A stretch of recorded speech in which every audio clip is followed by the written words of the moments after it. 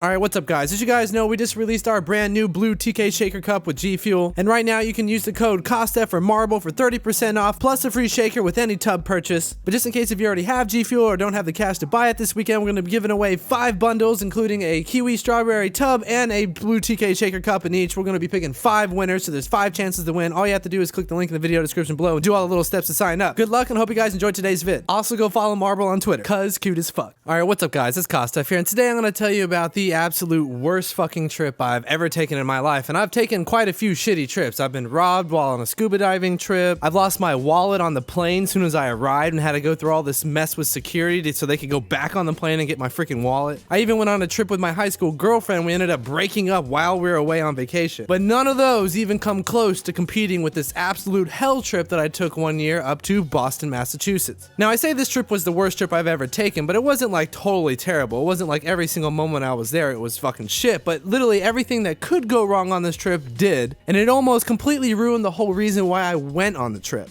Now this little tale of airplane fuckery happened last year when I went to PAX East. The homies at G Fuel were kind enough to send me and 2 of my friends out to PAX to kind of cover the event and hand out G Fuel, vlog, and basically just make videos and stuff. And they let me choose the people I went with, so I actually got to go with my homie Lost, and it was the first time I'd ever met him. And my super OG friend So Close to Toast, a guy that I'd actually met once before at UMG Philadelphia, but someone that I've known for like ever. I've known him since I had like 1K on YouTube. A little known fact, both me and him started out on the same forums page called COD 4 boards, and we used to post our Call of Duty videos there when we both had like 1 or 2K. And that's kind of how we kind of knew of each other, but we kind of both came up in the Call of Duty community at the same time and at the same rate. At one point I actually had more subs than him, but right around when we both had 10K, he started to blow up. And now of course you know him as the million+ sub guy on YouTube who does all the beatboxing stuff. So this trip was going to be epic. We were going to PAX East. We were being sent there by a sponsor, a really fucking cool sponsor. I was going to see the homie Lost for the first time, and we're going to hook up with the homie Ben and just kind of go do the whole PAX East thing. Now if you've never been to PAX or you're under 21 and going to PAX, there's a lot of things that happen around PAX that make the experience like totally freaking awesome. Don't get me wrong, PAX itself is freaking sweet. You get to go see all the new video games, you get to go play half of them, you get to go see other YouTubers and pro players and just influencers on the internet, and it's just generally a really fucking nerdy place that's just awesome. Plus, if you've never heard of this thing called cosplay, you know all those girls that used to get really into Halloween when we were in high school? Well, they grew up and now put on costumes and go to these events and stuff like that, so they walk around in these massively cool costumes. Now, not all of them are massive. You guys can go Google what I'm talking about, and I'll let you guys find that out for yourselves. These people do exist. God bless them. But there's also a whole bunch of after parties, like the Twitch after parties, always like the highlight of PAX. Twitch after parties are pretty much the highlight of any event that they attend. But there's also an Astro party or some other like video game developer party. There's just a whole bunch of after parties that make the whole experience, like from as soon as you wake up to the minute you pass out, just an amazing experience. And I'd only been to one PAX before this, and it was PAX Prime when Call of Duty was featured there, and Team Kaliber went to go play. That was actually one of my first events, and it was really cool because I got to go meet Chaotic Silencer, Minnesota Burns, Loch Ness Monster, and Mr. Technical Difficult. We had a really cool barbecue at Kyle's house, and I also got to have like a Chinese dinner date with Minnesota Burns. I wish that loser would come back to YouTube. He needs to hurry the fuck up. Hockey's dead. I'm just playing. That's just the only thing I really know about the guy is he really likes hockey outside of like, you know, Call of Duty and YouTube stuff. But safe to say, I was like really stoked to go on this trip, and I was really stoked that we were going there with a sponsor, so I got to go there and kind of like rep G Fuel and go do a whole bunch of videos. And this is back when I didn't vlog, so the chance to go make IRL videos or just wrapping my head around going and doing something IRL, it's just something I really wanted to get into that you guys obviously know that now because I have a vlogging channel. But the trip started fucking up before we even left. First off, our flight got canceled because of weather, because Boston was getting hit with all this fucking snow and it was just a massive blizzard up there. The whole time we were up there, we were like taking Ubers through these like massive caverns of plowed snow. So we actually got delayed. So I was supposed to leave on Thursday, so we'd have all of Friday, Saturday, and Sunday to spend at PAX, and we could film and do all the stuff we wanted. But nope, we got delayed, and so did So Close to Toast because he was flying in from Philadelphia, I want to say.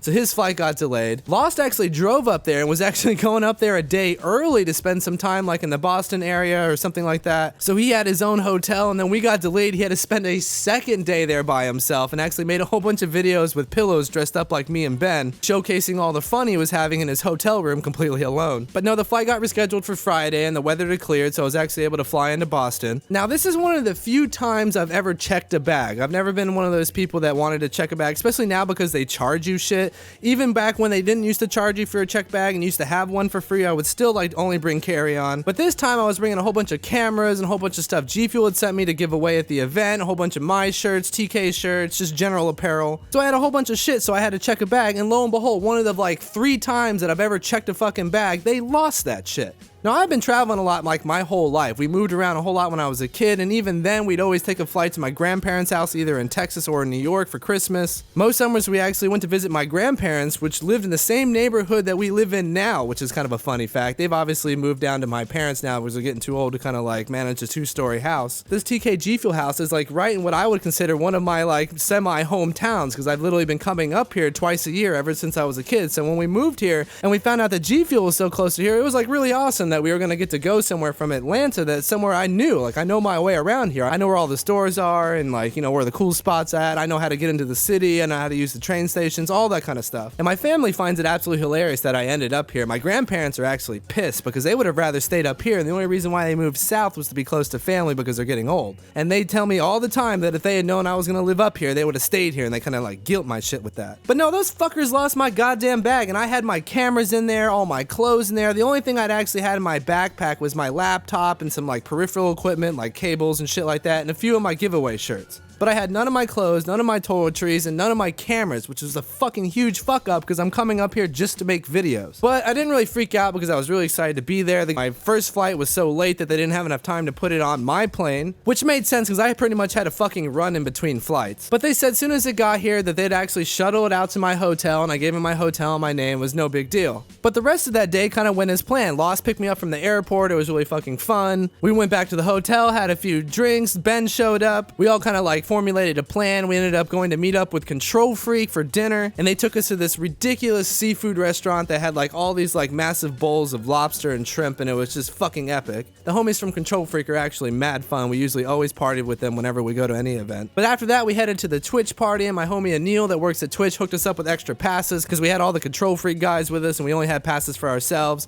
So he came downstairs and met up with us and gave us a whole bunch of extra passes. Save one, actually. We were short 1 pass, so the like marketing director of Control Freak had to go up there and like get one of our bands and come back down to go get their other guy to like sneak them in. And it was cool that we got them in, but it was kind of lame at the same time because if you guys don't know that these Twitch after parties are open bar, and if you have one of those bracelets, it's just like a fucking license to drink your ass off. But the bartenders aren't stupid. They kind of limit how many drinks you can get based on how many bracelets you have. So there was a whole bunch of trips to the bars, and we're all trading out bracelets and doing all this stuff so that we could get our like big group of people some drinks. But we met Ava there, and Haley Baby was there, and a whole bunch of other YouTubers were there, and it was actually like a pretty fucking cool night. We ended up getting completely trashed. I think some of the vines from that night are still on my Vine account. Ben fucking got absolutely wasted and started going on these rants, these 30-minute rants of pure gibberish. None of that shit made sense. My dude was setting up plot lines and had character development of all these made-up fictional fuckers with all these stupid quotes and meaningful sayings. But what was so funny about it is he'd have these moments of clarity where he would make all the gibberish he just spouted off make sense with some really nicely like Morgan Freeman style fucking quote. But nah, overall we got pretty freaking trash because we went back to the hotel because we had beer and drinks there, so we continued to drink, and we pretty much stayed up all night telling these weird stories. Actually, we stayed up all night listening to Ben spout off in the mouth until like the lady next to us came and knocked on our door and told us to shut the fuck up. And we did because we were just so glad she didn't call security because nobody likes dealing with those assholes. Now, if you guys don't know, I'm not much of a drinker. Now, if we go out and party, like I'll keep up with the best of them, but I don't actually drink often. It's usually like a month or two in between times I go drink, and it's usually only at events because we go out to bars, and let's face it, that's pretty much the only time I go to bars. It's not like I'm grabbing the TK homies and shuttling down to the local tavern to get fucking wasted. We pretty much just make videos all the time. So the next day I was totally KO'd, and my bag still hadn't shown up, so I didn't have any of my clothes, any of my toiletries, any of my cameras, so I just didn't feel like fucking doing anything. So I literally laid in bed all day. Ben and Lost went to PAX because they had their cameras. They didn't have any extra cameras, and you know, they had their clean clothes and all this stuff like that. So they went and had like a day at PAX, and I pretty much just stayed in the hotel watching fucking Law and Order, which always makes me fucking sick because how fucking retarded it is. The amount of abuse these detectives show to like all the people they thought did it before they actually find the guy that did it, because they never just find the dude right away. They make for a boring television show. I wish they'd include a little clip at the end that shows those assholes going back and apologizing to all the people they like brutally accused before they actually figured out who did it. But no, that was pretty much it for that day. We ordered in some food into the hotel, and we ate there and just kind of like recovered. So Sunday morning rolls around, and I still don't have my fucking bag. This event ends at 6 p.m. It's already like noon, and I haven't filmed a fucking thing. The only footage I have is the shitty stuff I filmed on my phone and some stuff I stole from Lost and Ben's cameras. I have no clean clothes, and at this point I'm actually gonna have to go to Kohl's and buy some shit if my bag doesn't show up.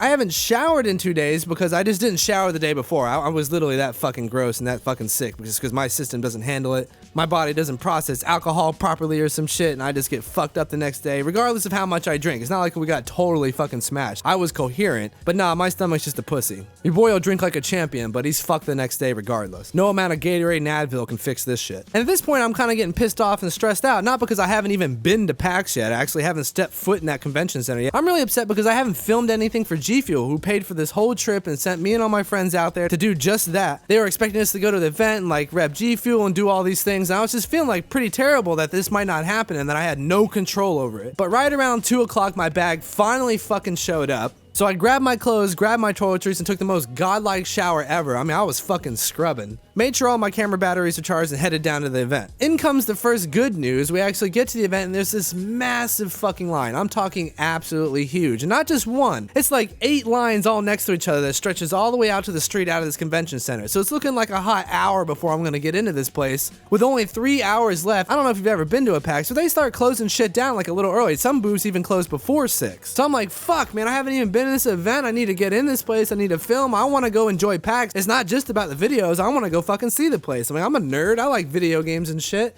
I want to see cosplayers. I'm down. But literally, as soon as we walked up to the building, they opened a whole nother section that didn't have a single soul in there. It was just a whole bunch of tables and all these security guards sitting there waiting to check your bags. So we literally got in the convention center like within 30 seconds. It was fucking phenomenal. We were right in front of all the hordes of people that came rushing over from the other 8 lines. And before I even got into the convention center, some kid recognized my voice and it was this cute little dude. And he came up to me, oh, I love your videos, and was freaking out. And we actually gave him like a whole bunch of shirts and a whole bunch of stuff because we had all this shit we were supposed to be giving out over 3 days. We had to cram into 2 hours. So we hooked this little fucker up. And as we were doing that and filming and making jokes, a whole bunch of other people like heard my voice. This is back before I would do vlogs, before I even did like a whole bunch of Amigo videos or posted selfies. So not a lot of people knew what I looked like. I guess everybody knew what I sounded like because that's how like everybody recognized me at this event. Because we eventually went down to the YouTube booth and hung out there for a while, and people would come up to me, are you KOSDFF? Oh, I thought I recognized your voice. I bet there's even some of you guys that are probably watching this video that have never seen my vlogging channel or never followed me on Twitter or anything and probably have no idea what I look like. But yeah, we ended up meeting like 3 or 4 other fans that all kind of came up and we handed out a whole bunch of shit, and then we finally got to go down to the event. And it's PAX, and PAX is fucking awesome. The amount of like production value they put into these booths and all the different shit they have going on there is just absolutely epic. I got to catch the very end of the Halo tournament and got to meet A-Drive. If you guys don't know who that is, it's a Pokemon streamer here at TK. He's a fucking legend, really cool dude.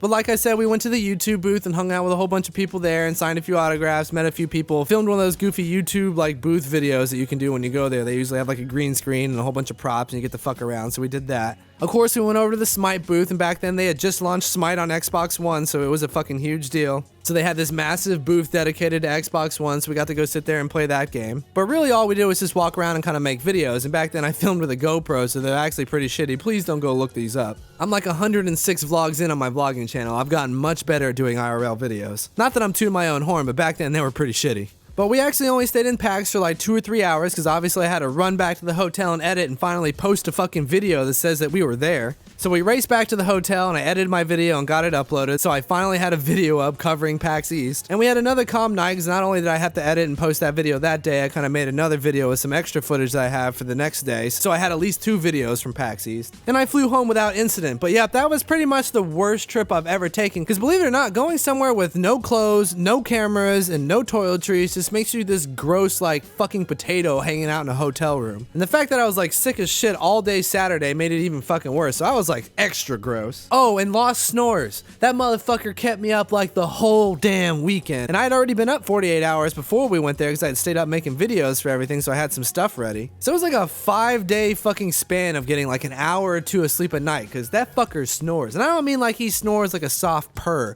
I'm talking this thunderous, throaty, fucking froggy squeaky blah. It literally sounded like his whole face was vibrating. And I was actually sharing a king-size bed with him because when we booked this trip, we booked it hella late. It was a last-minute thing we did with GFUELs. And because PAX was there was like no open hotels anywhere near the event. So the one we could find only had a king bed. And I remember kind of laughing at So Close to Toast because he got the little cot and had to go kind of like on the other side of the room. The whole time I contemplated just picking him up and throwing him in the bed and stealing that fucking cot because sleeping next to someone fucking snoring is absolutely terrible. Every female watching this video that has a boyfriend probably knows exactly what I'm talking about. Sucks for y'all. But the moral of the story is I avoid connecting flights like the fucking plague. It's direct flights or I ain't fucking going pretty much. Because sometimes you don't even check a bag and you go there and they run out of overhead space and they fucking take your bag and force you to check it. And I ain't a fucking about that life, so it's only direct flights for me. There's no way they're losing my bag, transferring it in between fucking planes. So to avoid that, I'm that guy that always pays the $15 to upgrade to Group 1 boarding so they'll never run out of overhead space. My shit could be back at the end of the plane, but I'm still boarding in Group 1 and going back there and just casually placing my bag in my nice wide open overhead space. And you might think I'm being overzealous, but trust me, they lose your bag once and you just lose trust. They get delayed all the time, we get it. Sometimes the flights don't even happen. It happens, you always reschedule. These things happen. And you'll still trust them to kind of get you where you're going with everything that you brought, but they lose your bag once.